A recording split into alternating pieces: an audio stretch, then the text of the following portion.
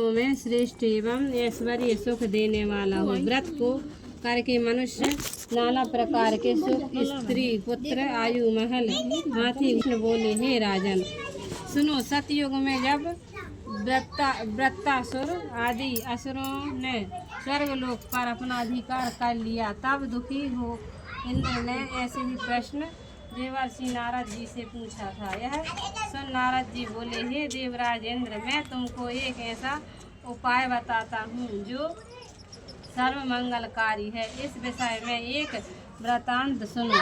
प्राचीन काल में एक बहुत सुंदर अपूर्व नगर था। यहाँ की बड़ी रणनीक थी। तरह तरह के रत्नों से विभूषित भूमि एवं पर्वत थे। यहाँ सुंदर चंचल नेत्रों वाली स्त्रियों के वाणी रूपी कटाक्ष से कामदेव तीनों लोगों को वश में करता था। उस नगर में चारों पदार्थ धर्म, अर्थ, काम और मोक्ष थे। उनकी विचित्र रचना देखकर विश्वकर्मा भी लज्जित होते थे। उस नगर में मंगल सेना नाम का राजा राज्य करता था। उसकी चिल्य देवी एवं चौल देवी नाम की दो रानियां थीं। एक दिन राजा अपनी प्रिय रानी चौल देवी के साथ अपने महल की छत पर बैठा हुआ था। वहां से उसने समुद्र के जल से घिरा हुआ एक रमणीक स्थान देखा। उसे देख राजा प्रेमारुत हो अपनी प्रिय रानी चौल देवी से बोला, हे सुमुख, देखो यहाँ पर तुम्हारी प्रसन्नता के लिए नंद वन को लज्जित करने वाला एक सुंदर बाग लगवाऊंगा। अपनी प्रिय को प्रसन्ननाथ राजा ने बगीचा लगवा दिया। कुछ दिन बाद वह बाग वृक्षों, लताओं, फल फूलों और रंग बिरंगे पंछियों की चहचहाहट से अपनी अद्भुत छटा दिखाने लगा। एक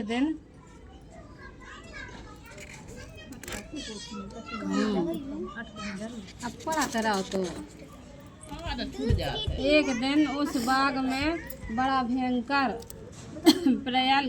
प्रलय काल के समान एक सूकर आया और उसने सारे बगीचे को नष्ट कर दिया। बहुत से बाग के रक्षक भी मार गिरे। कुछ रक्षक उससे भय से व्याकुल हो अपनी जान बचा राजा के पास पहुँचे और राजा से सारा हाल कहा। यह सुन राजा बड़ा कुपिल हुआ और सेना से बोला, तुम शीघ्र वहां जाकर उस भयंकर शूद्र को मार डालो। राजा की आज्ञा पर सेना चला दी और घोड़े पर बैठकर राजा भी चल दिया। चारों ओर बगीचे को घेर कर राजा ने सैनिक से कहा कि जिस मार्ग से शुक्र निकल कर भाग जाए और उस मार्ग का कोई भी रक्षक उसे ना मार सके तो मैं अपना सिर कटा डालूंगा। तब बाग के चारों ओर राजा स्वयं अपना घोड़ा अड़ाकर खड़ा हो गया। दैवी योग से वह शूद्र राजा से ही निकलकर भाग गया। राजा बड़ा लज्जित हुआ। घोड़े को चाबुक से मारता हुआ उसका पीछा करने लगा। पीछा करते करते वह व्याघ्र आदि हिंसक जीवों से युक्त घोर जंगल में पहुंच गया। वह ताल, तमाल, हेताल, साल, अर्जुन, लता आदि के वृक्ष से राजा जंगल के चारों ओर उसे देखने लगे। आगे चलकर शूद्र राजा के सामने आया। राजा ने देखते ही उसे भाला मार दिया और भाले के लगते ही उस शूद्र ने अपना शरीर छोड़ दिया। यह सुंदर गंधर्व शरीर धारण कर विराम में बैठे अपने लोक को जाते हुए राजा मंगल सेना से बोला, हे पृथ्वीपति, आपका कल्याण हूँ, आपने मेरा उद्धार किया। अब मैं आपको अपने श्राप की कथा सुनाता हूँ। मैं चित्ररथ नाम का गंधर्व हूँ। एक बार देव समूह में ब्रह्मा जी बैठे हुए थे। चंचल पुष्प आदि लताओं के तालों के साथ मैं सप्त स्वर में गाना कर रहा था कि गाते गाते मेरी ताल बिगड़ गई।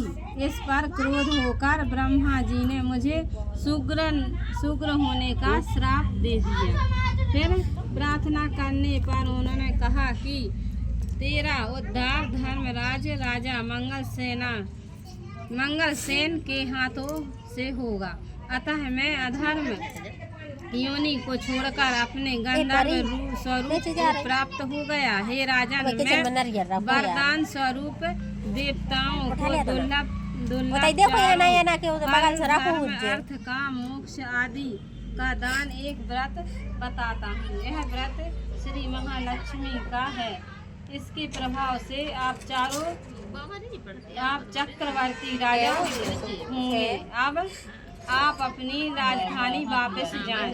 नारद जी बोले, हे नारद, हे इंद्र, इस प्रकार गंधर्व अत्यंत अंतर्ध्यान हो गया।